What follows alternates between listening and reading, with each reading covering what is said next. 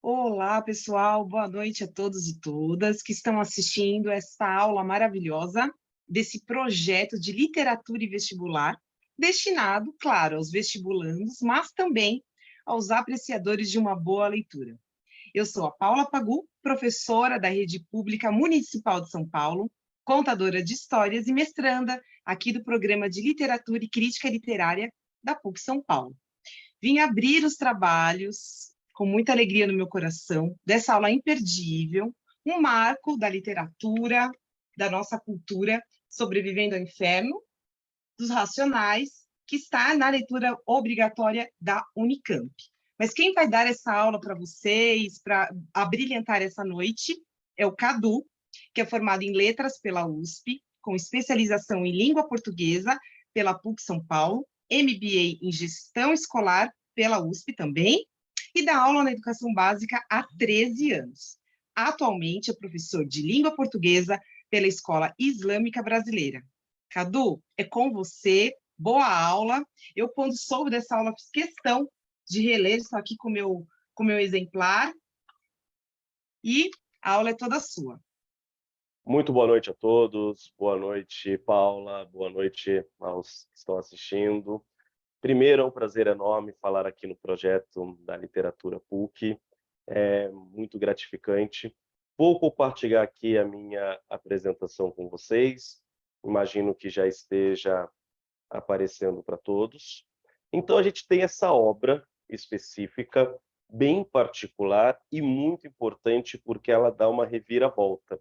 A gente está entrando aí no último ano que ela entra como uma leitura obrigatória para o vestibular.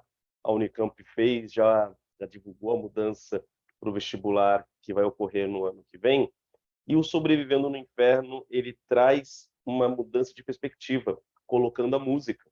Então, esse ano nós temos Sobrevivendo no Inferno, a partir do ano que vem nós vamos ter o samba com as canções escolhidas do Cartola. Então, a gente vê aí cada vez mais a música tornando-se uma referência. E, gente, se nós formos considerar o contexto histórico, a poesia tradicional, canônica, clássica, ela surge das cantigas no contexto ocidental. Então, a música está aí colocada.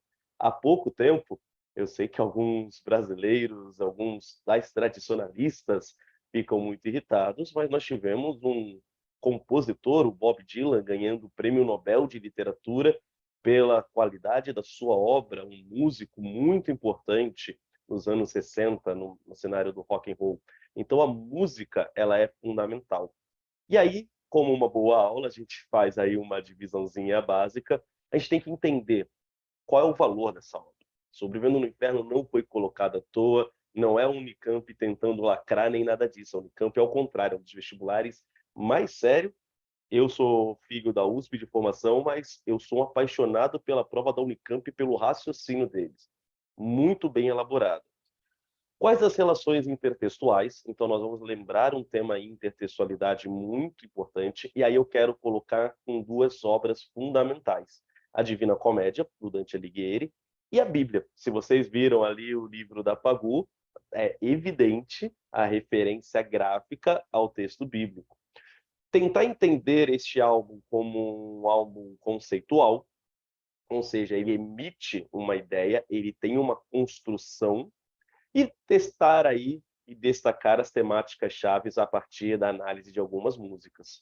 Galera, vamos fazer então um contextinho histórico. É um grupo Racionais que surge no cenário musical paulistano no final dos anos 80, quando o rap começa a ter ali os grupos de grande influência. É formado por 4 integrantes da periferia, e aqui tem um primeiro valor fundamental. Eu estou dando voz para pessoas marginalizadas pelo sistema econômico, social e político da nossa sociedade. Então, isso aqui é muito interessante. Eu dou voz para o grupo que normalmente não tem voz na academia, nas escolas literárias.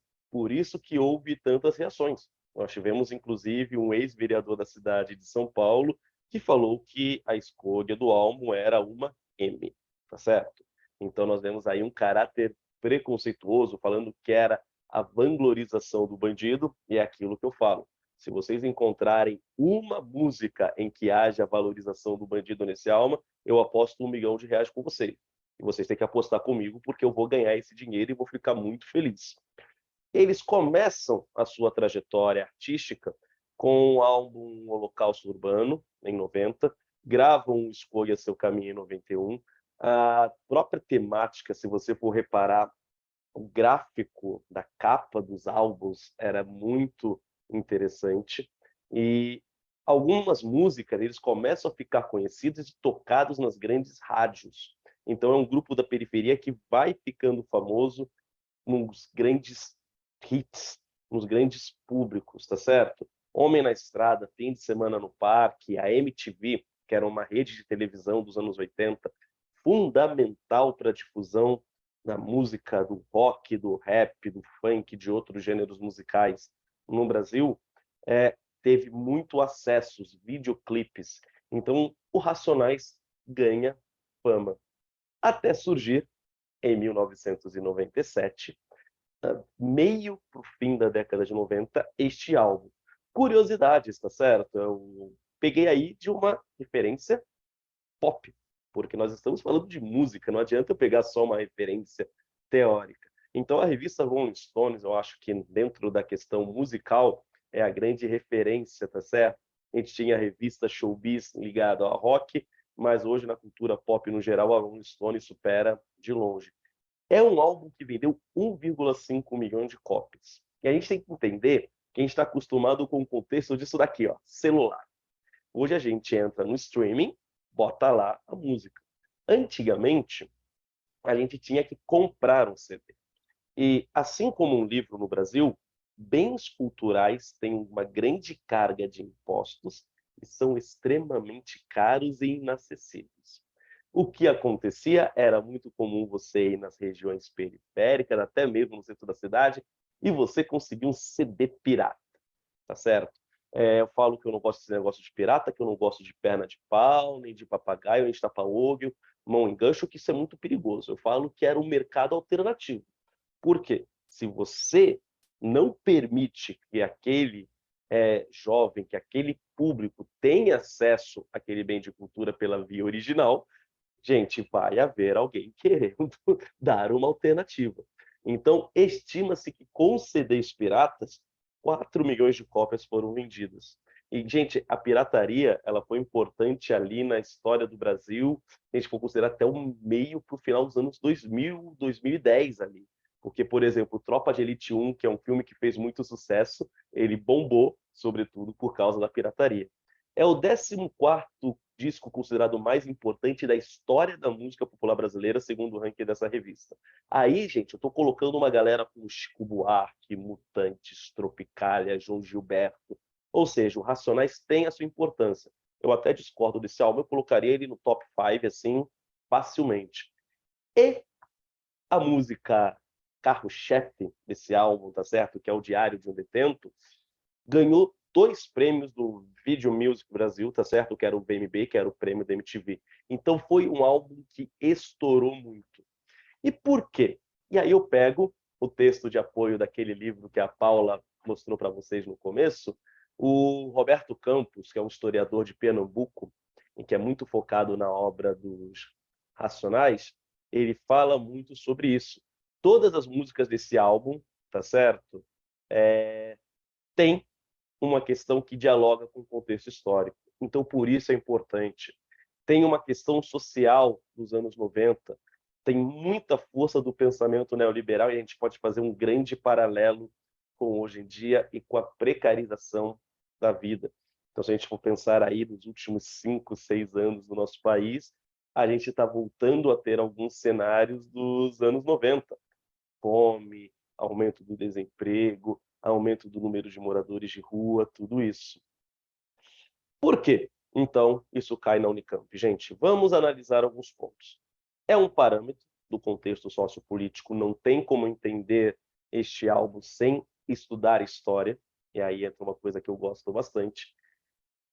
É um álbum de teor lírico único, porque a gente está acostumado com aquele lirismo da metrificação, das figuras de linguagem rebuscada. A própria Unicamp, ao mesmo tempo que cobra Sobrevivendo no Inferno, cobra o parnasianismo de Olavo Bilac, tá certo? A perfeição, eu gasto a rima como um rubi, tá bom? Então, a estética maravilhosa com um lirismo diferente, agressivo. O próprio Mano Brown diz: eu não sou um artista, eu sou, tá certo? Manifestante, eu sou terrorista, eu coloco o terror. As letras são a representação de um grupo. Então, a arte ela tem esse valor representativo.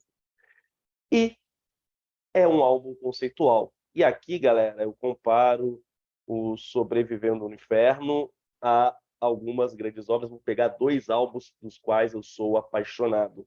Sgt. Pepper's, dos Beatles, e The Dark Side of the Moon, do Pink Floyd. Esses álbuns são tão importantes na história da cultura pop porque eles possuem um enredo dentro de si. Sobrevivendo no Inferno tem um começo, um meio, um fim bem determinado. É como se fosse uma grande narrativa do homem que vive na periferia dentro dos anos 90. História, galera. Os anos 90 foram bem punks. Então a gente tem aí em 92 o massacre do Carandiru. Não sei se vocês já chegaram a passar ali na linha azul do metrô, Estação Carandiru, onde hoje tem uma ETEC e o Parque da Juventude. Ali nós tínhamos o principal, se não o maior presídio da América Latina. E nós tivemos nesse dia aí, dia 2 de outubro, vai completou 30 anos há pouco. Olha só, a gente tem aí um tempo histórico redondo. E houve uma chacina, tá certo? A polícia se aproveitou de toda uma situação, que nós vamos ter o contexto ali da música Diário de um Detento, para matar gente pra caramba. Como tudo no nosso país, a gente sabe que o Brasil é conhecido por um país não só da corrupção, o país da impunidade para quem tem poder e grana. Ninguém foi punido. A chacina da Candelária, no Rio de Janeiro, tá certo?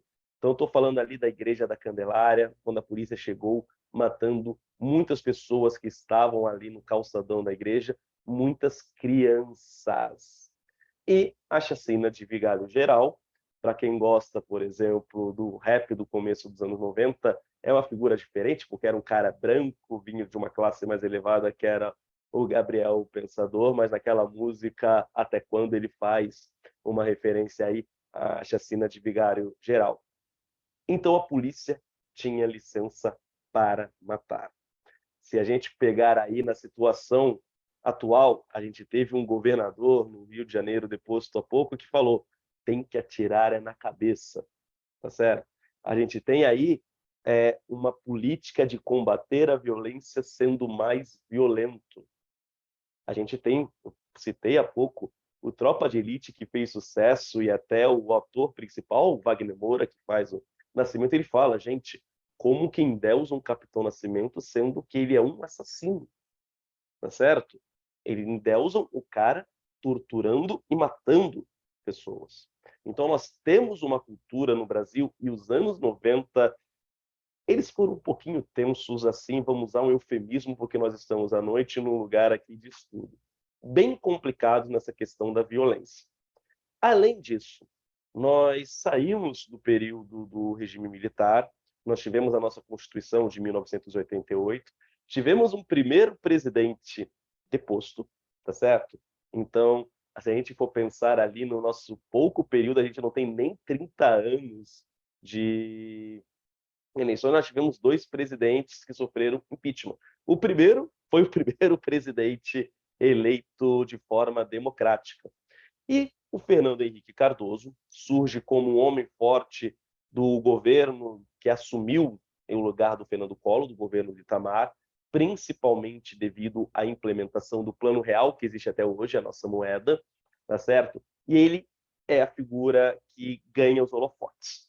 Tanto que Fernando Henrique é eleito presidente a primeira vez em 94, é reeleito em 98, e ele meio que ganha uma carta branca para fazer uma política que é a política chamada de neoliberal, novo liberalismo, cada vez mais tirando o Estado das suas atribuições básicas e, sobretudo, por meio das privatizações. Houve coisas que trouxeram, melhorias. Por exemplo, esse aparelho aqui, a questão da telefonia, telefone era muito caro. Porém, esse dinheiro das privatizações, ele não foi utilizado em nenhuma medida para melhorar as condições de vida da população. Nós tínhamos um caso de extrema miséria, de extrema pobreza, de fome, de caos, de muitas crianças fora da escola. Além disso, nós estamos falando de um grupo formado por jovens pretos. E a lei do racismo era extremamente atual. E aí a gente tem que analisar uma situação.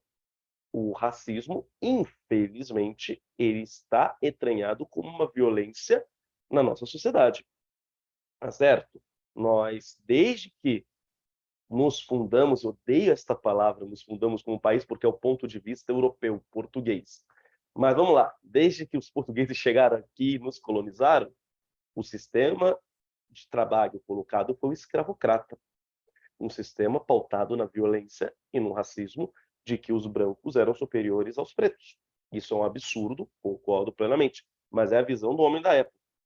Houve a alforria, tá certo? Houve a abolição da escravatura. Porém, essa abolição não mudou comportamentos sociais. Então, não sei se eu trago boas novas ali, sendo muito irônico no boas, tá certo? Não sei se eu estou inventando a roda, mas é uma sociedade racista. E se hoje nós temos muito racismo, galera, os anos 90 eram piores ainda, porque não tinha nenhuma lei direito que colocava isso. E nós temos aí a começar a analisar a obra, o título. Por quê? Sobrevivendo no Inferno. Vamos pensar no inferno. A noção de inferno cristã, e aí nós temos, por exemplo, Mano Brown, que frequentou igrejas cristãs, tá certo? Está muito ligado à vivência de uma obra do Dante Alighieri, a Divina Comédia. O Dante é o personagem principal e ele vai passar pelos 3 planos da existência pós-vida. Ele começa fazendo a viagem no inferno, o livro 1, ele passa para o purgatório até chegar no paraíso, onde ele vai encontrar a Beatriz e vai ter a visão de Deus. A viagem no inferno, na minha opinião, a parte mais legal da Divina Comédia é o inferno, porque ele retrata de uma maneira muito precisa a divisão e os pecados, tá certo? Tem até um lado meio sádico do Dante, se a gente for analisar nesse sentido. E aí, galera, por que o inferno? É um lugar sem esperança, é um lugar de privação eterna. E se a gente for analisar a periferia, tá certo? Onde eles estão? Eles estão nas regiões mais violentas, onde a morte, dor, opressão, miséria, fome, desesperança atingem as pessoas. Eles estão numa privação, eles estão numa pendência eterna. Então, a escolha do inferno faz sentido. Então, só por curiosidade, estariam aí as divisões dos círculos pelos pecados, luxúria, gula, ganância, ira, tá certo? Aqui, aqueles que não são batizados iriam para o inferno também, eles ficariam no limbo no começo. E também tem sobrevivência. Sobreviver é viver apesar concessão. Opa, vamos usar uma aula de gramática. Oração subordinada adverbial concessiva. Ideias contrárias, mas que levam e podem coexistir. As condições são horríveis. Qual que seria a lógica, a expectativa? Você não consegue viver. Apesar dessas condições, as pessoas vivem ali. Então, é uma situação de miséria, é uma situação de abandono. E qual é o inferno? O inferno é a periferia. Qual é o lado irônico da situação? Porque o inferno, teoricamente, é um plano da existência pós-material. É um plano para aqueles que acreditam na liturgia cristã, que você pode vir a ter após a morte. Só que a vida no inferno, que é a periferia, leva as pessoas a cometerem os pecados, e na liturgia cristã, se você comete o pecado, você vai para o inferno espiritual. Ou seja, então a nossa vida, por exemplo, a vida daquelas pessoas que estão na periferia é que leva a isso. Então, tem esse significado. A lógica cristã está muito presente, então aí eu preferi pegar a capa do CD, tá certo? Está reproduzida lá no livro que a Paula mostrou para vocês. Então eu tenho a cruz de Cristo, um símbolo muito importante. Se você entra, é um passeio que eu gosto bastante de conhecer cidades antigas de interior e entrar nas igrejas, não por eu ser um religioso assim, mas eu gosto da arquitetura, eu acho muito bonita. Isso a gente tem que elogiar. E a imagem da cruz, ela é sempre presente. A própria caligrafia, tá certo? A própria questão das letras muito bem cuidadas e as mensagens bíblicas. Isso é que é muito importante. Duas, na capa, refrigere a minha alma e guia-me pelo caminho da justiça. Opa, eu vou ter que ser guiado pelo caminho da justiça dentro de um ambiente que é o inferno. Meio complicado isso daí. E no verso, o outro salmo, logo da sequência, e mesmo que eu ande no vale da sombra, do inferno e da morte, não temerei mal algum, porque tu estás comigo. Tu, Deus, estás comigo. E aí eu tenho já uma primeira reflexão. Eu tenho justiça nesse inferno? Eu tenho alguma lógica justa nisso? Nós vamos tentar entender pelas letras das músicas. Então, a capa parece uma Bíblia, tá certo? Então, aqueles livros da Bíblia mais antigos, não esses atuais, todos coloridos, aquele livro mais canônico, tem uma evocação ao símbolo do martírio. A cruz está muito ligada na liturgia cristã a um dos momentos mais difíceis, que quando Cristo ele se sacrifica para salvar a vida de todos nós. Ele tem um momento de martírio, ele tem um momento extremamente altruísta. Olha só a escolha, tá certo, do símbolo a ser ali colocado. E uma coisa bem diferente, a arma. A arma não está aí colocada dentro, vamos dizer assim, do cânone da Bíblia. Mas eu estou vivendo melhor, sobrevivendo, vivendo em condições precárias no inferno. Eu tenho que lutar, tá certo? A vida é uma luta, tá certo? A vida é para os fortes, para aqueles que guerreiam. Me lembrei um pouco do Gonçalves Dias na canção Aos Tamoios, né? Seja guerreiro, seja forte. Meio que ele está dizendo isso de uma maneira indireta quando coloca. Ela vai tentar, essa pessoa, não sucumbir, não desmoronar dentro desse ambiente. Eu tenho que lutar com tudo que eu tenho direito. A arma dos racionais vai ser o quê? A arte. Por meio da arte, eles vão tentar influenciar jovens a seguir um código de ética, de conduta, a ter uma postura, um posicionamento em relação a si, em relação ao grupo.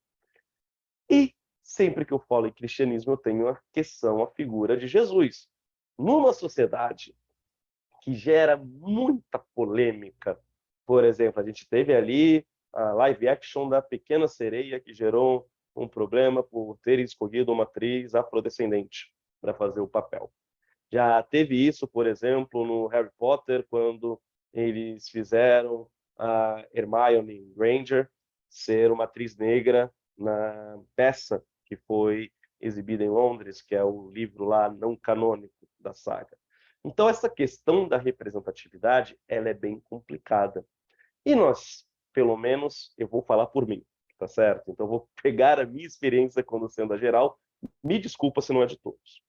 Mesmo eu não sendo um católico, tá certo, um evangélico, eu cresci em um lar em que tinha a imagem de Jesus, Jesus loiro, dos olhos azuis. Se nós formos analisar a região em que Jesus nasce, ele nasce ali no que nós chamamos do Oriente Médio, é muito complicado, médio porque está em relação à média do mundo, a Europa. A região ali onde hoje nós temos muitos descendentes de árabes, tá certo? Se nós formos analisar a probabilidade estatística, não estou afirmando, é que Jesus seria o que nós chamamos de pardo. Eu odeio a palavra pardo. Coloquem a culpa no Pero Vaz de Caminha lá, tá certo? Quando ele usa essa palavra para se referir aos índios, eles têm feições de ser pardo, lá na carta de achamento a El Rei Dom Manuel. Tudo bem, eu odeio porque ninguém tem cara de papel pardo. Eu acho uma expressão horrível, mas eu acho que o papel pardo é que tornou isso ruim. Mas o Jesus, ele teria uma coloração de pele mais para o negro do que para o branco, se a gente for pensar do ponto de vista lógico. E os Racionais abordam isso de uma maneira muito clara, muito evidente nas suas músicas. Eles usam esse raciocínio.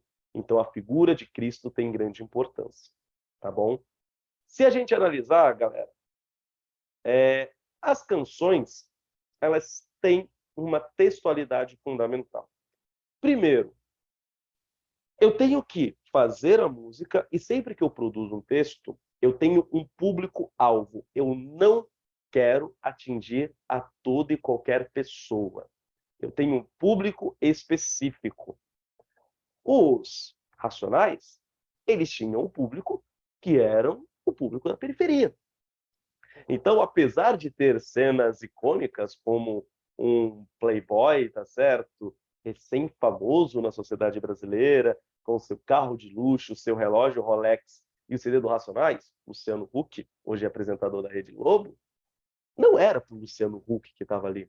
Quando eles fazem a apresentação na MTV, no Video Music Brasil, eles ganham o prêmio, eles tinham um show lá ao vivo, o Mano Brown gera uma polêmica muito grande de falar: a nossa música não é para esse grupo que está aqui nos assistindo, é para o nosso grupo da periferia, tá certo? Então a música tem um caráter testemunhal, tem uma lirismo, uma força poética. Se eu fosse aqui dar uma aula de gramática, a função emotiva da linguagem está muito relacionada. Faz com que esses jovens se identifiquem com essa música. Logo, é uma crônica de um grupo socialmente marginalizado. Este grupo vai ter orgulho da sua posição. Ele quer mudar, ele quer ter uma condição de vida melhor, mas ele não renega a sua origem. Isso é uma coisa importante. E, galera, vamos lá. Em locais onde o Estado ele deixa de exercer a sua função, sobretudo no ponto de vista que me importa muito, a educação. A educação formal não é ali muito acessível muitas vezes. Vamos pegar um exemplo prático. Nós tivemos 2 anos, infelizmente, de pandemia. Quantas crianças de escola pública não conseguiram acessar a educação formal por não ter recursos, tá certo? Materiais para isso. Então eu falo que a pandemia ela não revelou que o Brasil é ruim, ela só ampliou a desigualdade social que já existia há muito, muito tempo. Se eu vou fazer a música para esse grupo, eu tenho que usar a linguagem desse grupo. Então, usar a linguagem adequada ao meu público-alvo é fundamental. Então, é claro que para uma elite, para uma casta de bons valores, cidadãos de bens e bons costumes, eles vão se espantar com Racionais MCs estar na lista da Unicamp, porque tem palavrão, tem gíria, é um caráter violento, é forte, porque é a linguagem do dia a dia da comunidade. Então, eu falo que as pessoas elas têm horror ao que é novo, tá certo? E o ser humano ele tem tendência a conservar as tradições. Aí as teorias conservadoras, o conservadorismo. O Racionais, ele vem para porrada, ele vem para luta, ele vem para briga, tá certo? Então, eu vou mostrar o que realmente acontece. Então, é uma linguagem violenta e a violência dessa linguagem é um valor estético assim gigantesco dentro do contexto da obra. Espero que esteja aí tudo bem. Se aí alguém for tendo dúvida, gente, bota no chat do YouTube, bota aqui no chat do Zoom, que a gente fica à disposição. Vou seguindo aqui. O álbum é composto por 12 músicas e eu falei para vocês que ele é uma narrativa. Ele é uma narrativa desse homem da periferia que tem que lutar. Homem, aqui eu estou me referindo ao ser humano apesar de que eu tenho 4 vozes masculinas aí colocadas, tá certo? Então, eu ainda tenho um contexto de um cenário bem machista. O próprio Brown falou que mudou muitas vezes algumas percepções, alguns versos de sua música, porque ele foi aprendendo a respeitar outros grupos também. Então a gente começa com Jorge da Capadócia e vai até Salve. É claro que não vou conseguir fazer o que eu gostaria, que era ler com calma todas as letras. Eu fiz algumas seleções. Como algumas letras são gigantescas, dentro das letras eu fiz alguns recortes e deixei alguns trechos em destaque para vocês. A minha sugestão: hoje em dia, se você jogar no YouTube, se você tiver aí um Spotify ou qualquer coisa do gênero, você tem acesso. Ouça esse álbum acompanhado da letra. É uma experiência estética, é uma experiência artística inigualável, porque a sonoridade, a fala, o tom de voz, a escolha, a batida, tudo isso só dá mais brigantismo e reforça a importância artística desse álbum. Então, depois eu peço que vocês façam isso. Felizmente, eu não posso fazer aqui na aula, senão o YouTube provavelmente vai cair a live, tá certo? Direitos autorais são uma coisa importante. Jorge da Capadócia, uma música de Jorge Benjor, tá certo? Então, não é uma música original. Jorge Ben, uma das figuras mais importantes da nossa MPB, e ela é uma oração em forma de música. Já foi gravada por muito artista, eu me lembro, eu gosto muito da gravação do Zeca Pagodinho, tá certo? Quando ele faz, os sambistas têm muito dessa letra também. E a figura de São Jorge é uma figura muito importante dentro, tá certo, da cultura popular brasileira. Estou vestido com as roupas e as armas de Jorge, ou seja, eu me vesti com armadura. São Jorge é um cavaleiro medieval, para que meus inimigos tenham pés e não me alcancem. Ou seja, sou mais ligeiro que meus inimigos. Para que meus inimigos tenham mãos e não me toquem. Eu estou protegido do mal. Para que meus inimigos tenham olhos e não me vejam. E nem mesmo em pensamento eles possam ter para me fazerem mal. Ele está pedindo proteção, gente. E São Jorge está ligado aí à figura da religião afrodescendente, que é Ogum, tudo bem? E nós temos uma coisa que é muito importante na história do nosso país, a mescla das religiões de matriz afrodescendentes. Galera, eu falo aqui religiões porque eu sou um ignorante no sentido religioso, então seria aqui, mas eu tenho vários grupos, várias práticas religiosas com as práticas religiosas cristãs. Então são as duas grandes influências aí que a gente tem uma colocação. Então, a galera fala, odeio, desculpa o termo, tá? Tô pegando a fala dos outros, odeio macumba. E a galera vai no dia 31 de dezembro pular 7 ondas para Iemanjá, né? Porque Iemanjá é uma santa católica, então eu nem falo nada e está aí a hipocrisia, como diz o ditado popular. Nós temos na nossa cultura popular essa junção, muitas vezes, mesmo que muitos não percebamos. Então ele pede proteção. Por que proteção? Ele está no inferno, cara. Encarar a luta no inferno não é legal. Ele pede proteção logo na primeira música. Armas de fogo o meu corpo não alcançarão. Opa! Referência à figura do revólver na contracapa. Facas e espadas se quebrem sem o meu corpo tocar. Ele está amarrando o corpo, tá certo? Ele está se protegendo. Ele está pedindo: eu vou para a luta, eu não vou fugir dessa luta, por favor, me proteja. Tem uma figura da fé. E aí vocês me perguntam, como que algum indivíduo totalmente ignorante sobre a obra fala que isso é uma defesa de bandido, tá certo? Ele está lutando contra o sistema opressor. A segunda música, mais ainda a intertextualidade com o texto bíblico, Gênesis. Estou ligado a um nome, tá certo? A obra bíblica aí atribuída a Moisés, em que a origem da terra é narrada. E observa muito bem o contraponto da criação de Deus e da criação dos homens.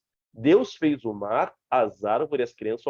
Observa, gente, uma coisa bem interessante, variação linguística, tá certo? Que também é um valor estético.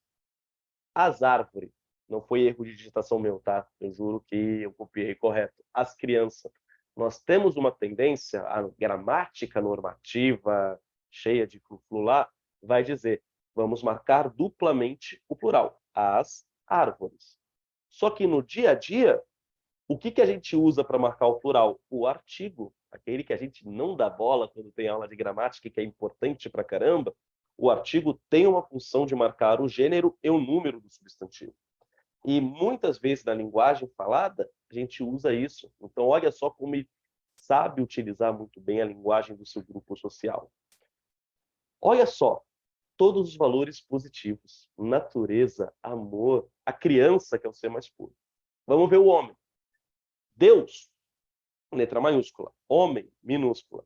Um ser próprio, um ser superior, um ser comum, um ser inferior. Deu a favela, o crack, a trairagem, as armas, bebida, as putas. Ou seja, eu tenho uma contraposição. Se Deus fez tudo bonitinho e depois veio o ser humano aqui e, desculpa o termo, cagou no pão, tá certo?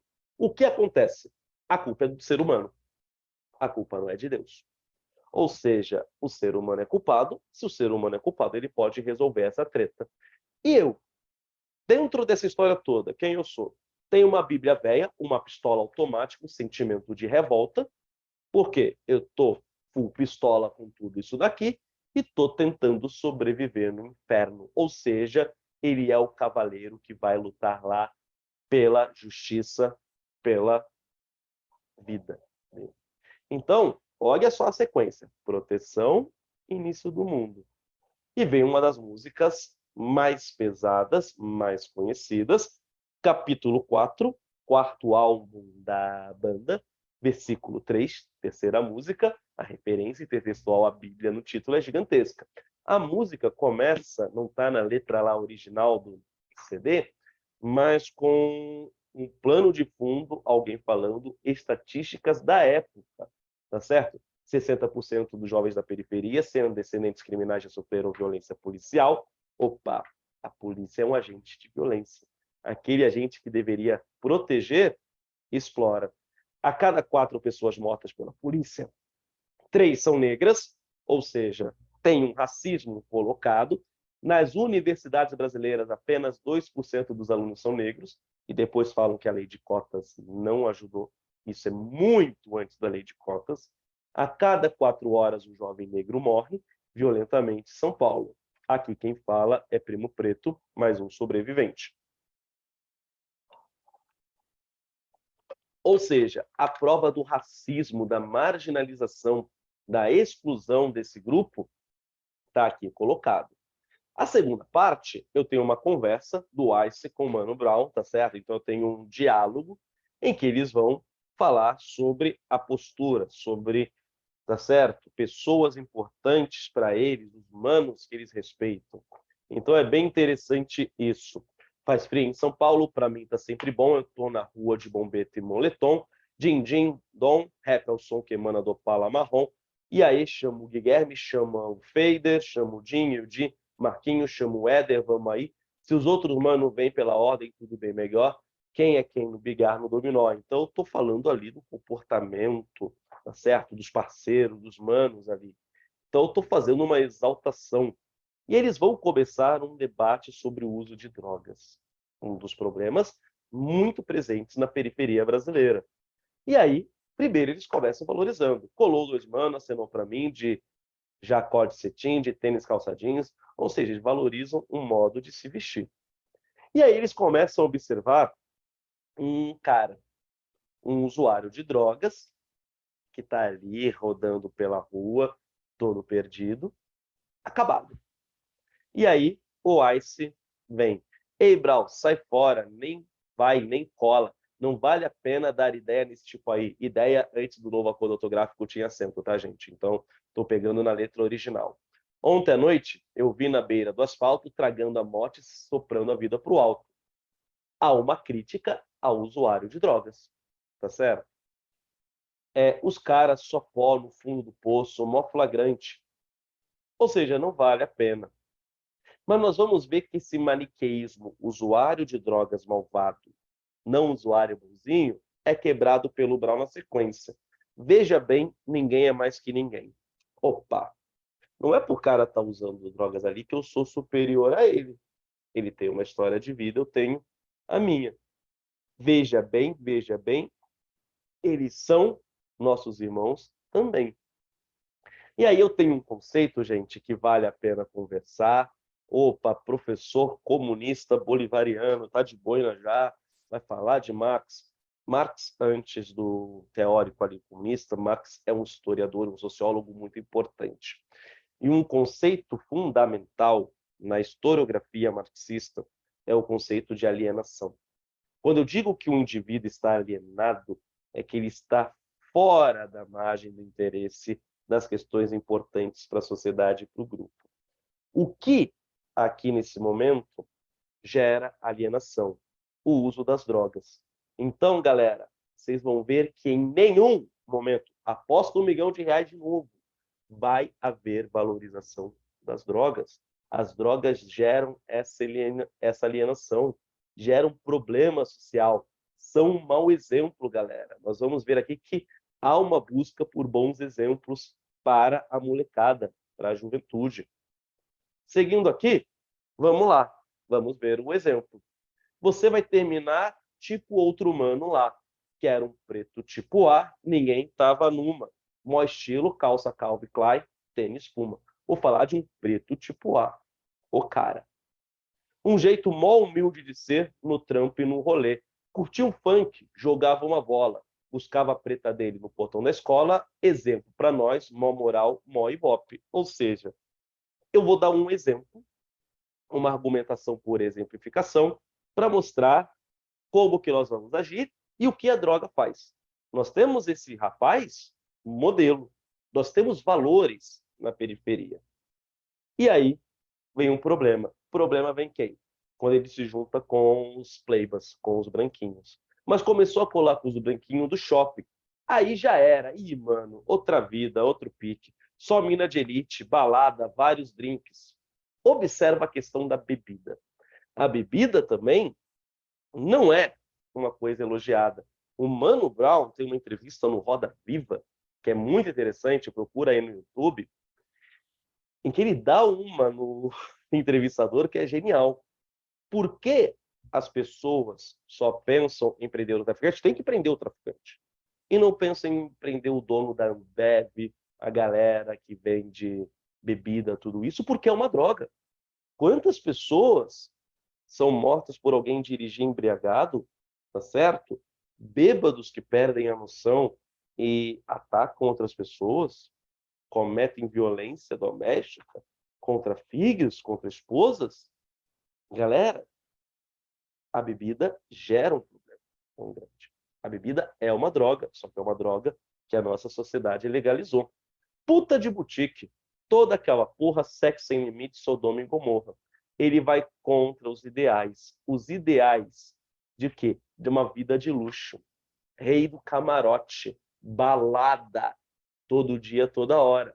O que isso vai fazer? Vai destruir o cara.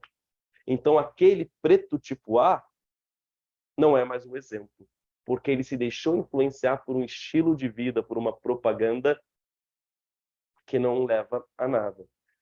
Faz os 9 anos. Tem uns 15 dias atrás eu vi um mano. Você tem que ver, pedindo cigarro pro tiozinho no ponto. Dente tudo zoado, ou seja, das drogas, não tem nem mais dente. Bolso sem nenhum conto. O cara cheira mal, não toma banho. A chia sente medo. Muito louco de sei lá o que logo cedo. Agora não oferece perigo. Viciado, doente, fudido, inofensivo. Ou seja, o que o sistema faz? O sistema tenta cooptar esse jovem modelo da periferia para destruí-lo e ele não ser o modelo de resistência, ele estar alienado à sua função de classe. Mas não, permaneço vivo, prossigo a mística. 27 anos contrariando a estatística. Então ali vai dizendo, né? Minha idade. Qual seria a estatística? Eu estar ou drogado, viciado, ou morto pela polícia. Não, estou aqui vivo. Seu comercial de TV não me engana. Por quê? Porque eu estou longe da ideologia da propaganda. Eu não preciso de status nem fama. Seu carro e sua grana já não me seduz, e nem sua puta de olhos azuis. Eu sou apenas um rapaz latino-americano, uma referência maravilhosa a Belchior, tá certo? Sou apenas um latino-americano, sem dinheiro no banco, apoiado por mais de 50 mil manos. Opa, se lembra que eu falei que a música é destinada a um público-alvo? Aqui está o modelo, os 50 mil manos. Efeito colateral que o seu sistema fez, Racionais, capítulo 4, versículo 3. E aqui a gente pode analisar de um ponto de vista mais marxista também. O Marx ele vai dizer que o capitalismo vai ter como efeito colateral da sua estrutura o regime socialista. Ou seja, o próprio capitalismo vai gerar a sua destruição. É um conceito dele, concorde-se ou não. Desse mesmo ponto de vista, esse sistema de propagandas, esse sistema de luxo, esse sistema de vida social glamurosa, gera o quê? Gera o jovem da periferia que é engajado. O jovem da periferia que não vai se deixar seduzir pelo luxo desse consumismo. Quando ele não se deixa seduzir, ele vai usar as armas que ele tem para lutar contra esse sistema opressor, para sobreviver nesse inferno e lutar contra esse inferno. Ou seja, esse consumismo vai levar à criação de uma classe, sentimento de grupo, classe. Eu não sou mais do que ninguém. Não se esqueçam desse verso maravilhoso que vai unir, tá certo? E vai levar a um confronto, vai levar à luta. Eu tenho que ter a arma. Eu vou fazer de tudo para sobreviver aqui. Não só sendo lindo e maravilhoso, esperando as coisas virem do céu. Não, eu tenho que conseguir essa sobrevivência. A minha música favorita, né, eu tenho que dizer, tá certo? De todas as músicas eu recomendo vocês ouvirem, mas a sonoplastia dessa música é uma das coisas mais maravilhosas já feitas na música popular brasileira, tudo bem? Então, estou ouvindo alguém me chamar, é fundamental. Tem uma pergunta aqui do Thomas. Então, a elite branca, de acordo com o Racionais, tenta seduzir os negros a abandonar? Sim. Por quê? Thomas, quando ele muda o seu comportamento de classe para atingir aquele padrão irrealizável, nós vamos ver aqui na história do Guina que não é realizável também, e um padrão assim absurdo que é para poucos. Galera, quem tem grana para viver essa vida de festa, essa vida de status, de consumação? Nós somos frutos hoje de uma sociedade muito pautada nas redes sociais, Insta, TikTok. Eu sou péssimo com isso, tá, gente? Eu mal uso o meu Instagram direito. Eu sou um tapado nesse sentido. Mas a gente cada vez mais naquela sociedade da visualização, do views. O TikTok é uma coisa até que me incomoda em alguns pontos, porque a gente faz dancinha até com um desastre. Então a gente quer aparecer. E no Instagram, todo mundo parece ter uma vida linda, maravilhosa, perfeita. Esse padrão de perfeição do consumismo é inatingível para todos. E gera uma vida oposta aos valores de preocupação com a comunidade, preocupação com o seu grupo. Então, de certa forma, a elite branca é aí a responsável por seduzir os negros por meio do quê? Por meio de instrumento maravilhoso, a propaganda. A propaganda está aí, ó. Como diria aquele ditado popular, a propaganda é a alma do negócio. Boa pra caramba a sua pergunta, Tomás. Se tiver mais perguntas aí, gente, manda que a gente está aí para responder. Estou ouvindo alguém me chamar. É uma narrativa, tá certo? E aqui é uma historinha mesmo, de um jovem que entra no mundo do crime e de como ele vai ali tentar sobreviver, sair, o que vai acontecer nesse mundo da periferia. Eu não consigo ver quem me chama, é tipo a voz do Guina. Então esse eu lírico aí tá ouvindo uma voz no fundo. Não, não, o Guina está em cana, está preso. Será? Ouvi dizer que morreu. Última vez eu vi, eu lembro, até que eu não quis ir, ele foi. Parecia forte, aqui era nós dois. Louco, louco, louco, e como era. cheirava pra caralho, vixe, sem miséria. Então eu vou descrever esse Guina. E o Guina vai ser uma figura central, porque o Guina, pelo estilo de vida até, vai ser o modelo deste eu lírico. Doido ponta firme, foi professor no crime. Opa! O professor tem um peso importante. Também, maior sangue frio, não dava boi para ninguém. Só moto nervosa, só mina da hora, só roupa da moda. Observa aí, Thomas, que a sua pergunta se encaixa aqui. Moto nervosa, eu tenho que ter a moto na moda. Mina, a mina está interessada ali na grana. Roupa da moda, ou seja, o consumo. Gente, se eu vendo uma imagem de um consumo desenfreado, que é o que a gente é estimulado 24 horas por dia para consumir. O moleque não tem grana. Quem não tem grana, não consome. É a lógica do sistema capitalista. O que ele vai fazer? Ele vai arranjar grana. Um caminho simples, a criminalidade. Então nós temos aí o Guina. Por que o Guina era um modelo? Além de ser professor, olha só, o cara tinha uma inveja. Pô, o Guina, desculpa o termo, o Guina era foda. Beleza? Deu uma pá de blusa para mim. Opa, ganhou o moleque aqui, naquela fita na boutique do Itaí. Então, eu tenho o começo de uma história. Esse menino que se deixa seduzir, tá bom? Por esse Guina. Mas sem essa de sermão, mano, eu também quero ser assim. Eu quero ser que nem ele. Vida de ladrão não é tão ruim. Então, o pensamento inicial do lírico é esse. Vamos analisar como vai ser depois no final. Pensei, entrei no outro assalto, pulei pronto. Aí o Guina deu mó ponto. Aí eu assalto todo mundo pro chão. E aí, filho da puta, que ninguém tá de brincadeira, não? Ou seja, representação da cena mesmo. Por isso que eu vi é bem legal. Mas eu ofereço o cofre, mano. O cofre. Vamos lá que o bicho vai pegar. Então eu tenho a apresentação do Guina e a entrada desse eu lírico no mundo da criminalidade. Isso é muito importante, tá bom? E o Guina tem uma coisa fundamental: status. Status, grana, poder. Isso é muito importante. Pela primeira vez vi o sistema aos meus pés. Eu acho esse um dos versos mais brilhantes. Por quê? Imagina que você é humilhado pelo sistema político, social, econômico.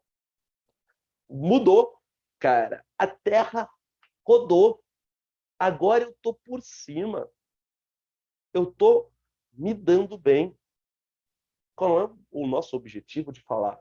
Uma hora eu vou virar essa porcaria aqui, eu vou estar no poder, vou pagar de patrão, vou ser o chefe. Chegou a hora. A hora chegou como? Pelo assalto, pela criminalidade. Apavorei, desempenho nota 10. Dinheiro na mão, o cofre estava aberto. Ou seja, eu mudei a perspectiva. Aquele menino que vivia na miséria, agora ele vê o mundo de cima. Ele muda a perspectiva. O segurança tentou ser mais esperto, então. Foi depender o patrimônio do Playboy, fusão, aí vem a sonoplastia de tiros. Não vai dar mais para ser super-herói. Se o seguro vai cobrir, foda-se. E daí? O Guina não tinha dó. Se reagir, vira pó. Ou seja, o Guina era frio. O Guina fazia de tudo para ter os objetivos.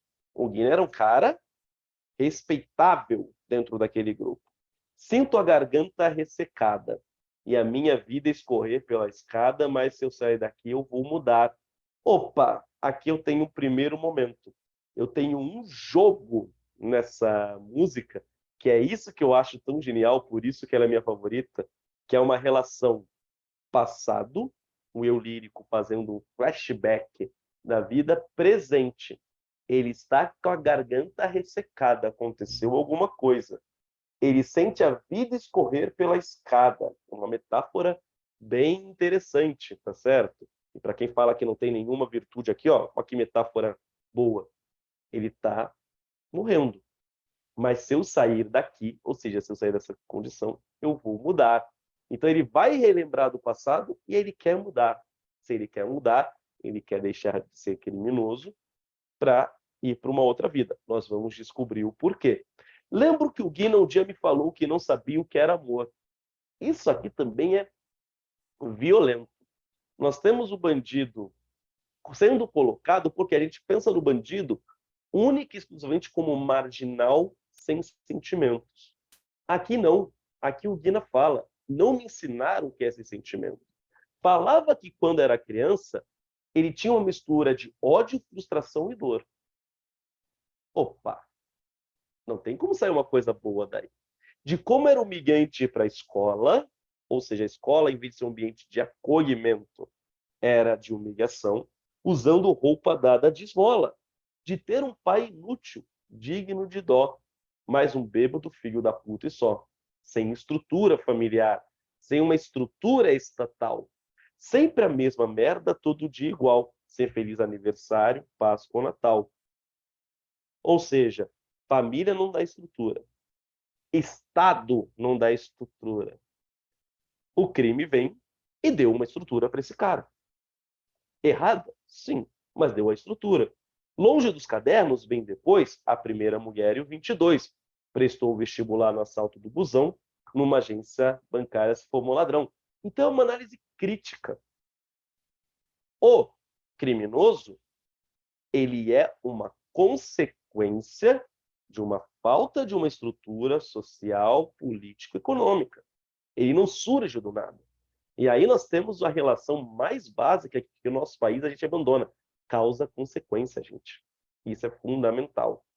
Ele tinha um certo dom para comandar, tipo linha de frente em qualquer lugar. Tipo, condição de ocupar um cargo bom e tal, talvez em uma multinacional. É foda, pensando bem que desperdício.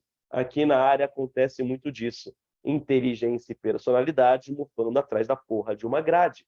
Ou seja, por ele estar num ambiente inóspito, num ambiente que não é receptivo, esse Guina, ele se tornou um bandido.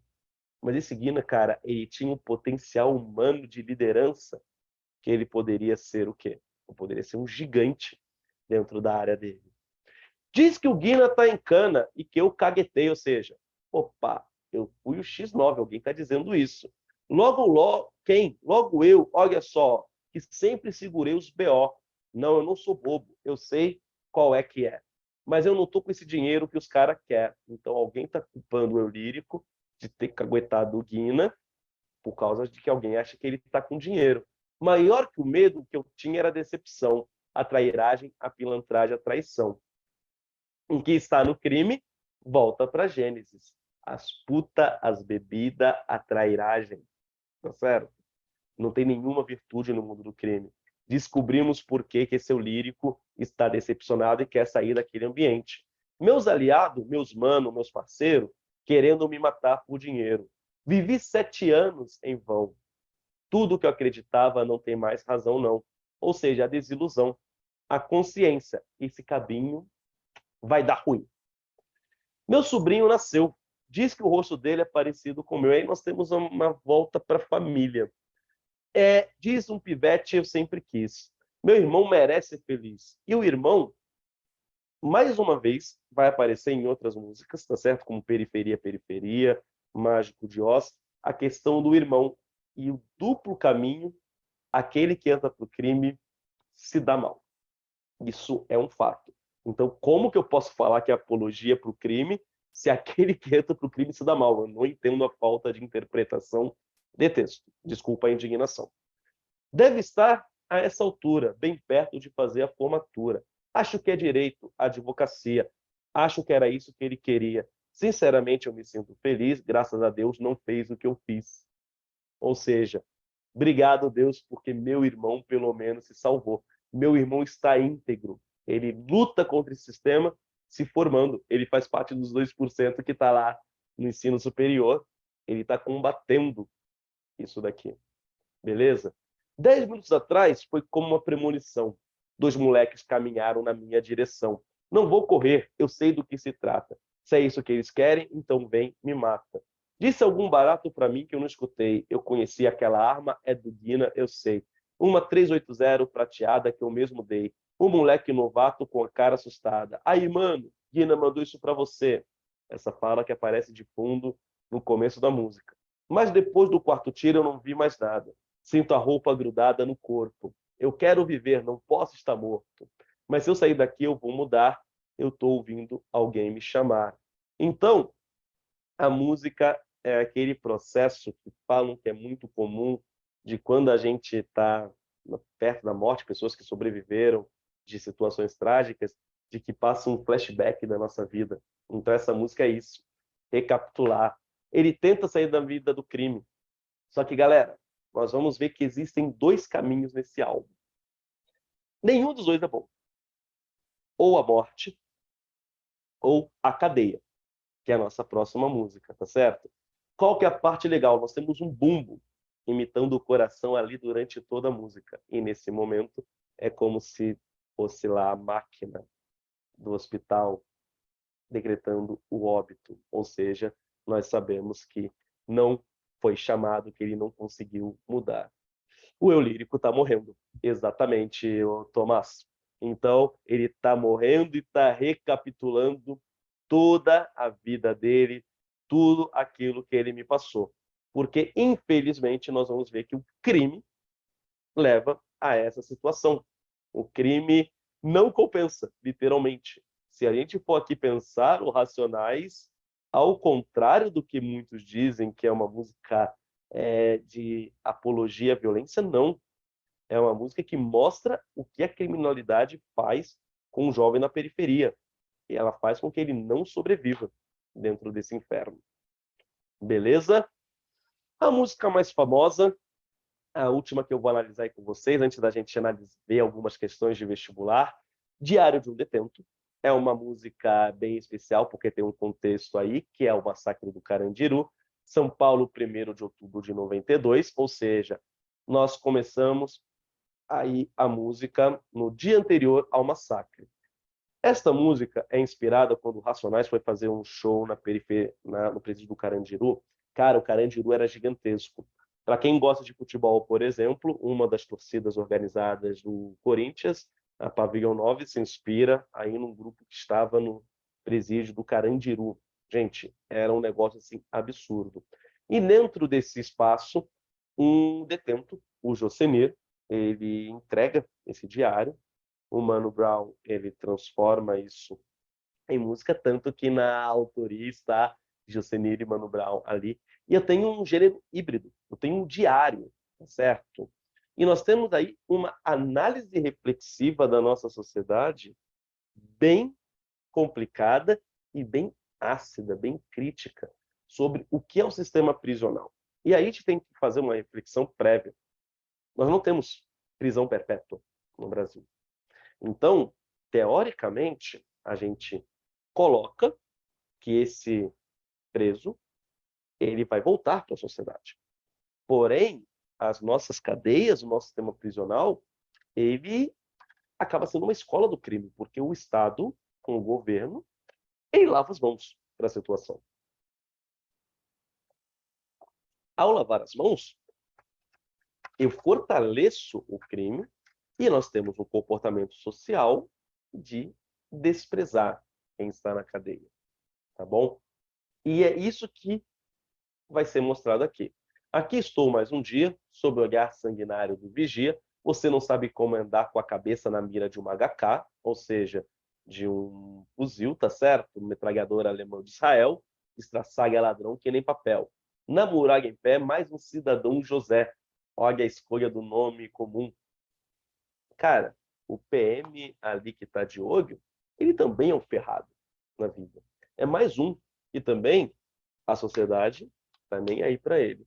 Servindo o Estado, um PM bom passa fome porque o salário é ruim, metido ao Charles Bronson, que era um machão de filme de porrada de ação ali, tipo Jean-Claude Van Damme, Schwarzenegger e por aí vai.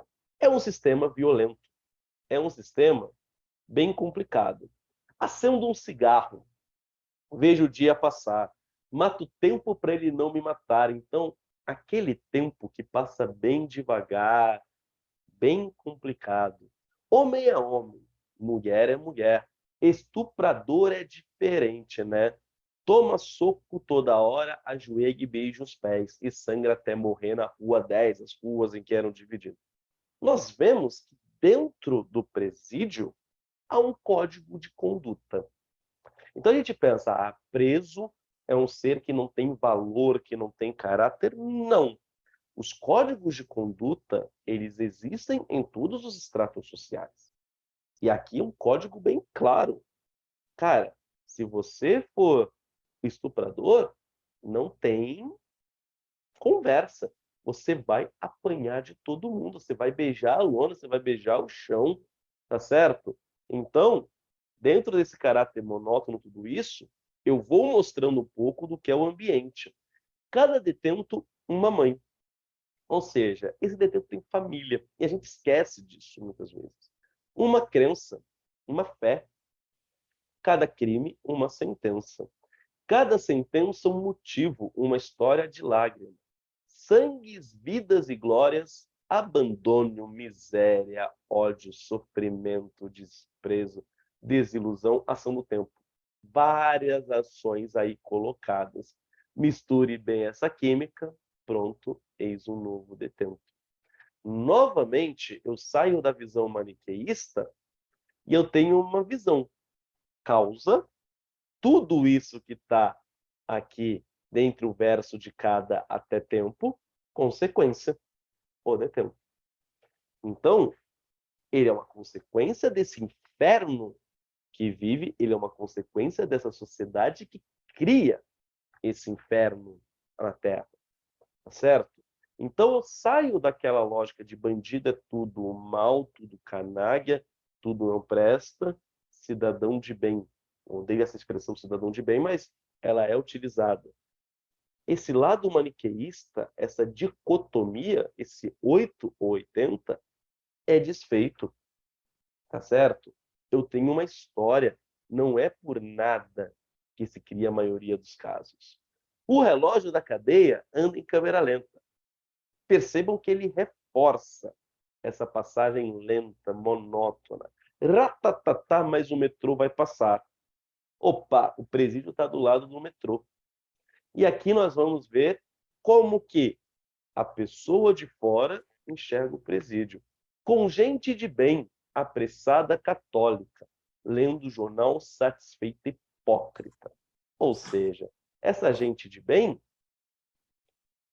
que se diz superior, ela é hipócrita. Ela está se lixando.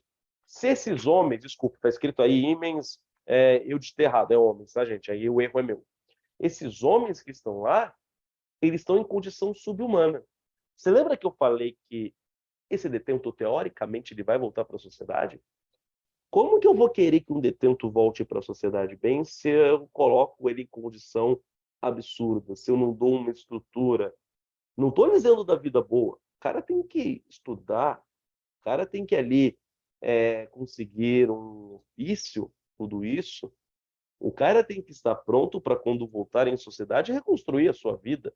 É isso que o sistema carcerário, vamos dizer assim, teoricamente, no mundo ideal, pregaria.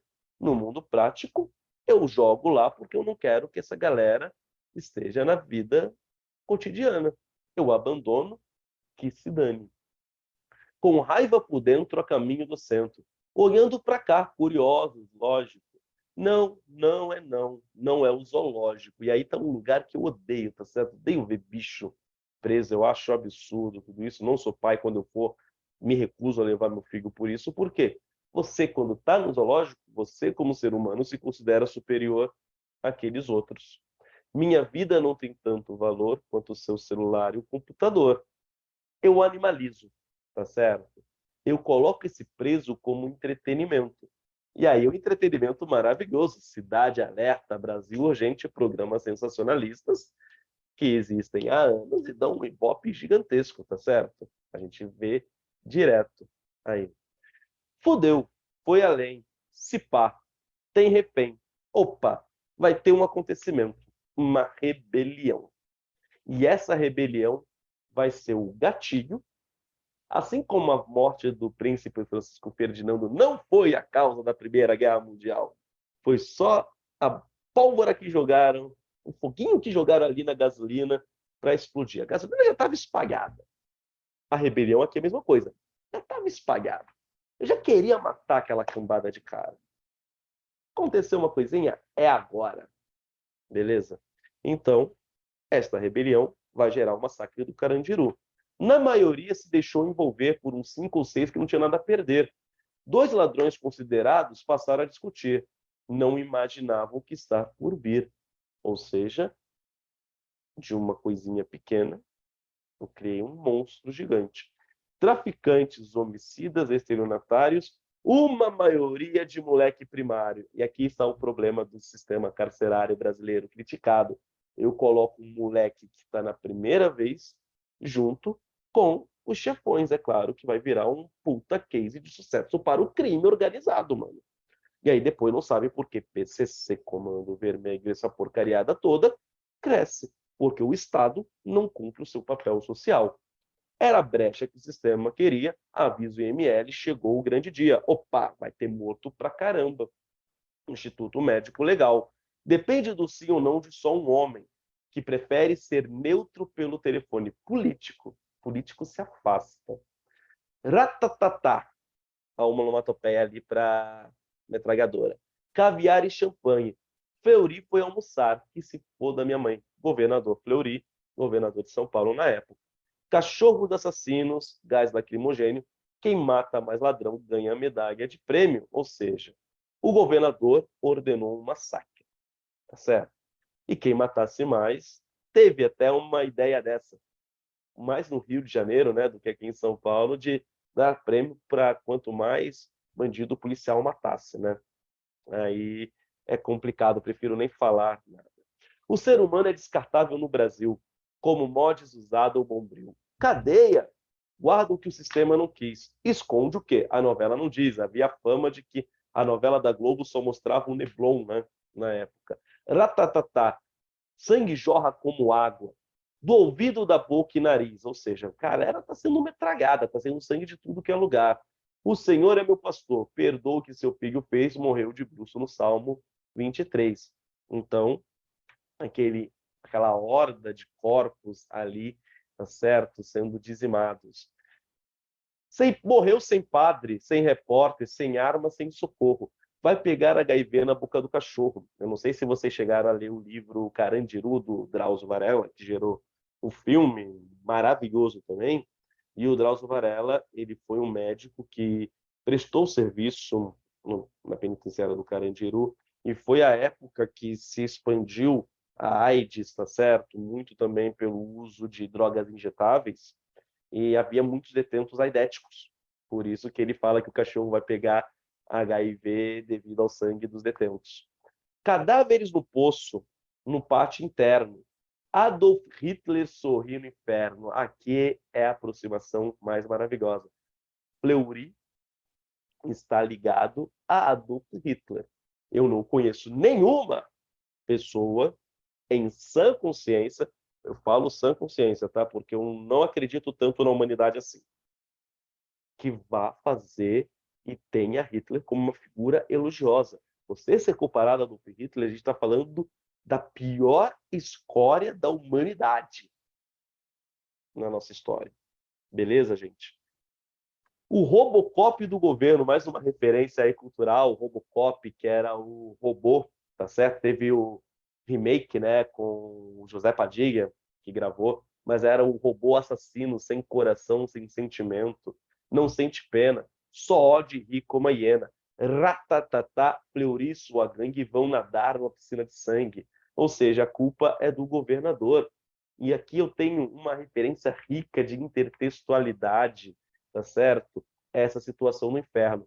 Mas quem vai acreditar no meu depoimento, dia 3 de outubro, Diário de um Detento? Opa, eu tenho o ponto de vista do presidiário. A gente já viu a história do ponto de vista dos heróis, do ponto de vista dos mocinhos, do cidadão de bem. O Racionais aqui traz um ponto de vista diferente, tá certo?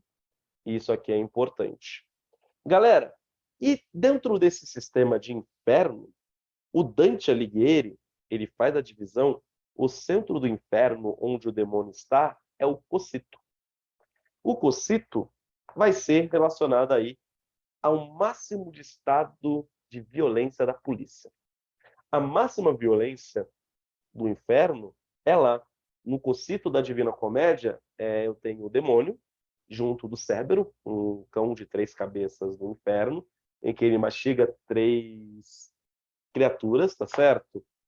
Judas, Iscariotes, traidor de Cristo, Brutus e Cássio, que traíram grandes imperadores romanos, aí a influência latina na cultura italiana, era a penitência eterna de eles serem mastigados e nunca morrerem. Então, a violência máxima do Estado, que é o cocito, seria essa prisão. Outras músicas são bem importantes, tá certo? O Mágico de Oz, que fala muito sobre a questão do tráfico, dos traficantes. E aí, retomando a pergunta do início lá da nossa palestra do Thomas, muito ligada à elite branca, quem ganha dinheiro com o tráfico é o traficante da periferia? Nem sempre. Normalmente a galera que está em casas, apartamentos de luxo, tá certo? A Fórmula Mágica da Paz, que fala sobre o modo de se portar na periferia, que é bem legal.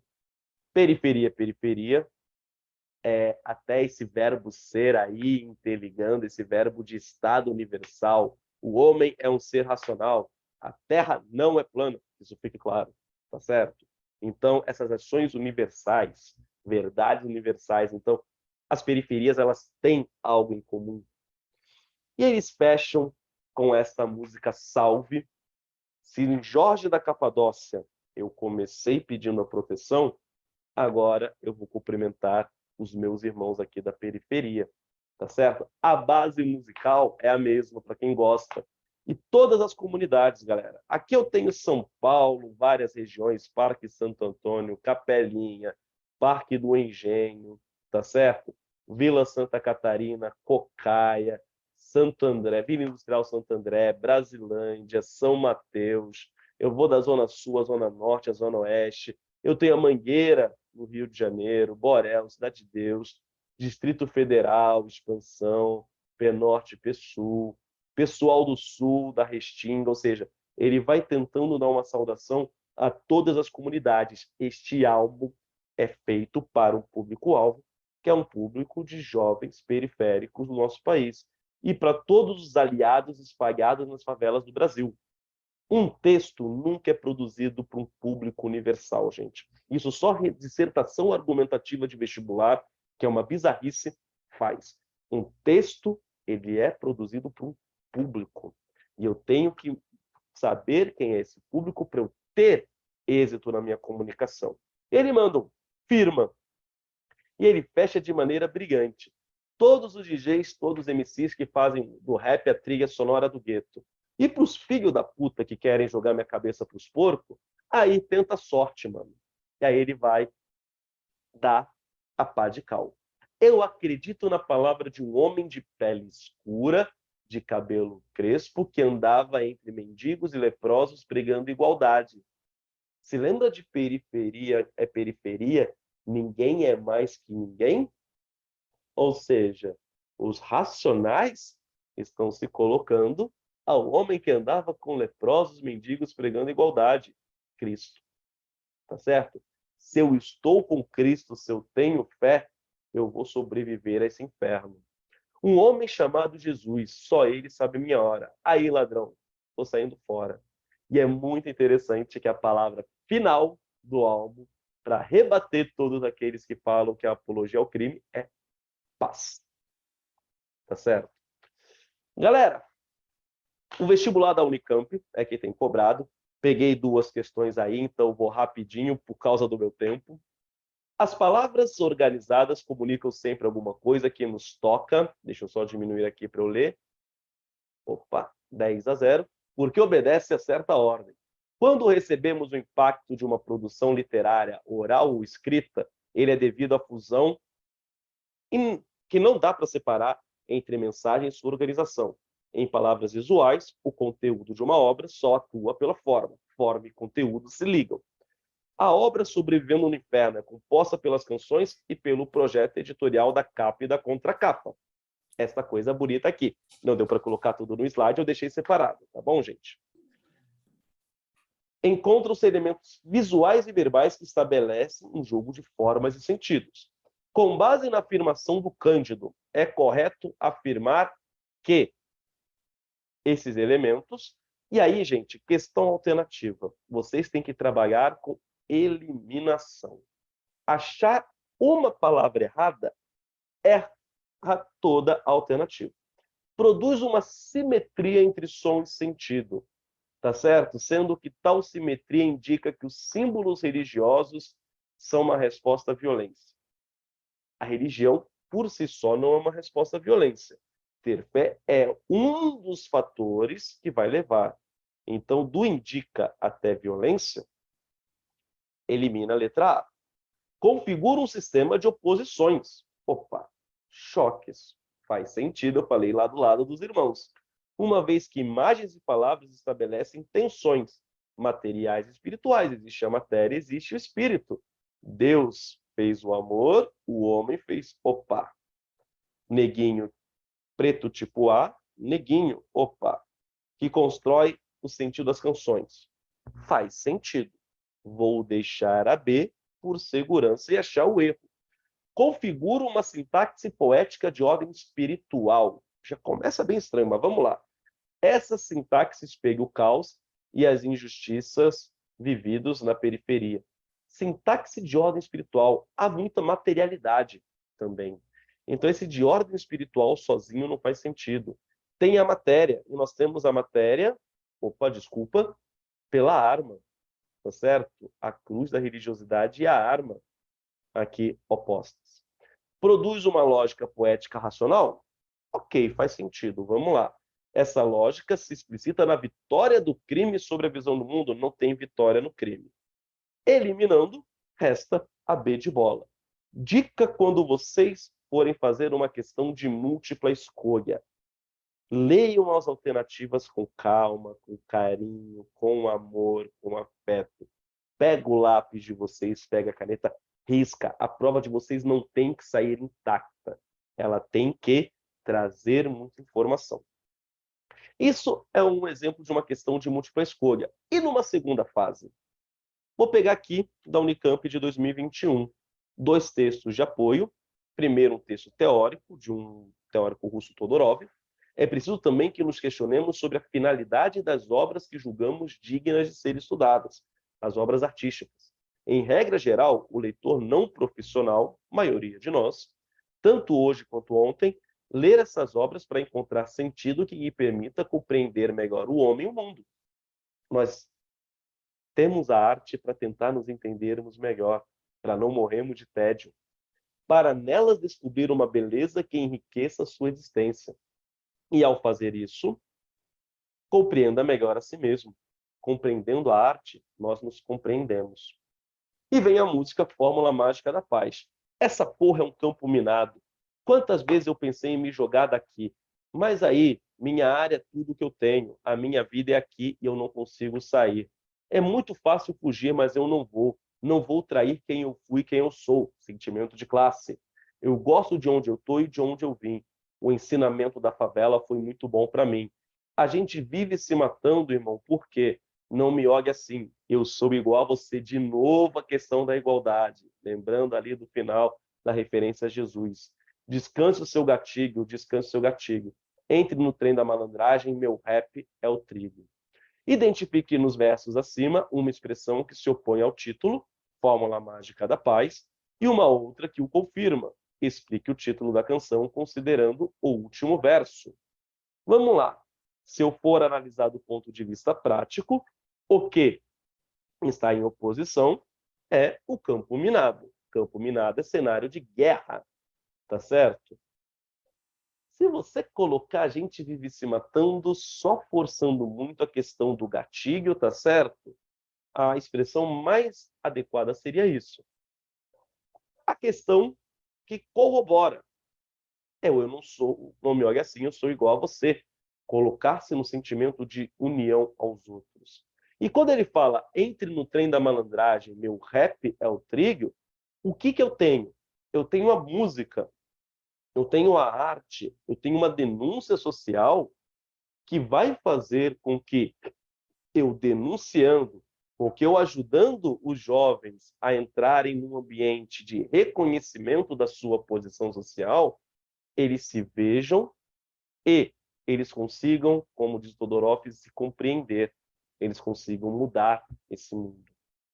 E aí, essa pergunta que eu acho brilhante, com base no texto, e não é certo, formule 2 argumentos, um ético e um estético, um de conteúdo e um de forma, que justifiquem por que o rap está caindo aqui.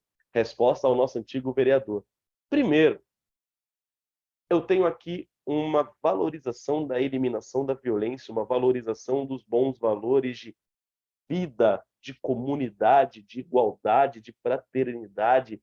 A palavra final da obra é paz. Valores éticos maiores que esse não tem. Valores estéticos é lírico. Olha a quantidade de metáfora. Essa porra é um campo minado, tá certo? Já tenho aí no começo a metáfora simples. As rimas, as metonímias, tá certo? As imagens criadas, o trabalho com a exemplificação. Se você for para o lado musical, como que a música, a sonoridade, a melodia, ela trabalha em consonância com a letra para criar esse significado.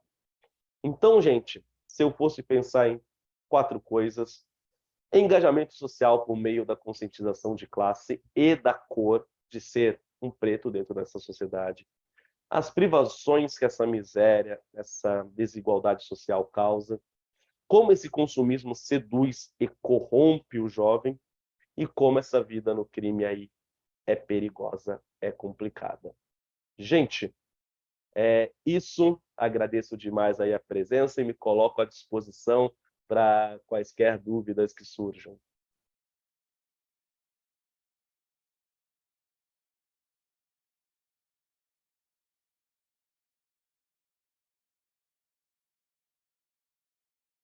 Não sei se há dúvidas, Paula.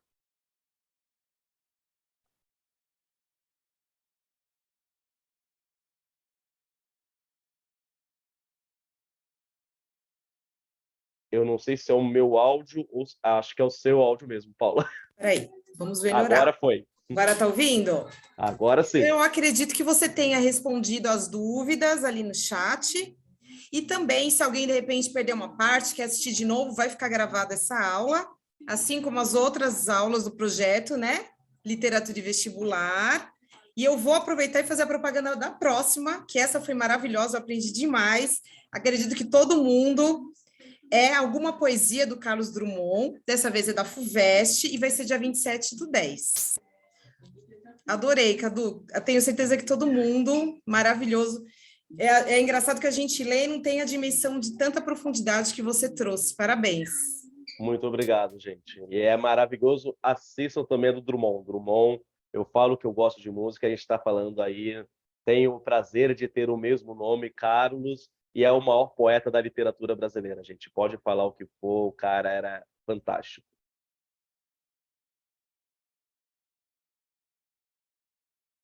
Se não tivermos perguntas, agradecemos demais, Cadu, essa aula maravilhosa, essa referência, né, de cultura, de literatura, como eu falei no começo. Muitíssimo obrigada. Gente, muito obrigado. Fiquem bem, se cuidem. Bons estudos e arrasem no vestibular. Obrigada, pessoal. Até a próxima.